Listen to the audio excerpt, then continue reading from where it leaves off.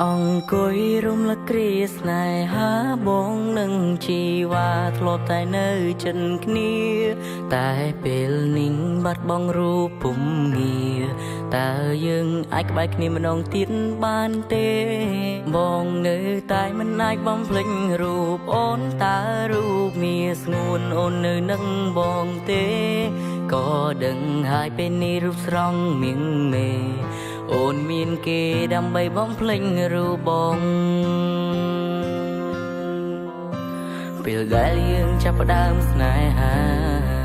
បងនឹងរៀមរាដូចជាមាននិស្ស័យតែពេលនោះចិត្តពួកយើងនៅក្មេងខ្ចីចិត្តអើយចង់រៃប្រឡ័យស្នេហ៍យើងទាំងពីរដល់ពេលមួយពួកយើងឈានដល់ផ្លូវបែងមិនបាច់ប្រកែកព្រោះនេះជារឿងព្រំលីងខិនពេលវេលាជានាងបង្ខំបងខិនឲ្យយើងឃ្លាតពីគ្នាក៏ដឹងហើយថារូបអូនមិនអាចត្រឡប់ក៏ព្រោះពេលនេះស្នេហាតែឈានដល់ផ្លូវបាញ់ចំតើអូនអាចវល់រកបងម្ដងទៀតបានទេ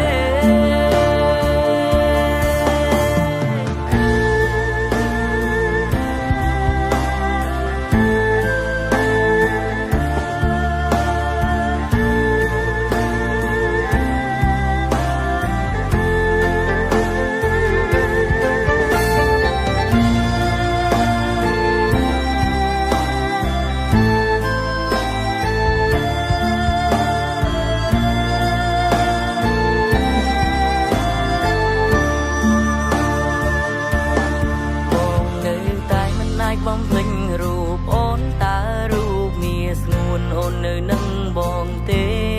ក៏ដឹងហើយពេលនេះរូបស្រស់មៀងមេអូនមានគេដើម្បីបំភ្លេចរូបបងពេលដែលយើងចាប់ផ្ដើមស្នេហាបងនឹងរៀមរាដូចជាមាននិស្ស័យតែពេលនោះចិត្តពួកយើងនៅក្មេងខ្ចីចិត្តអើយចង់រៃប្រឡ័យស្នេហ៍យើងទាំងពីរ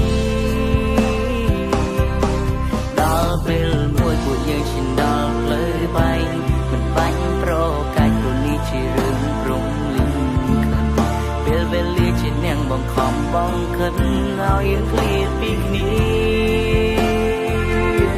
ក៏ដឹងហើយថារូបអូនមិនអាចត្រឡប់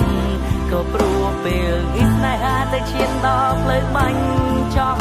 តើអូនអាចវល់រកបងម្ដងទៀតបានទេអូននាងស្មងបងគឺជានាងក្បត់អូនទ្រាំអត់ធ្មត់ក៏ព្រោះតែអូនស្នេហ៍បងដល់ពេលនេះទើបបងដឹងរឿងខុសឆ្គងដែលបងធ្លាប់រំលងអូនពីមុនបងសុំទុំ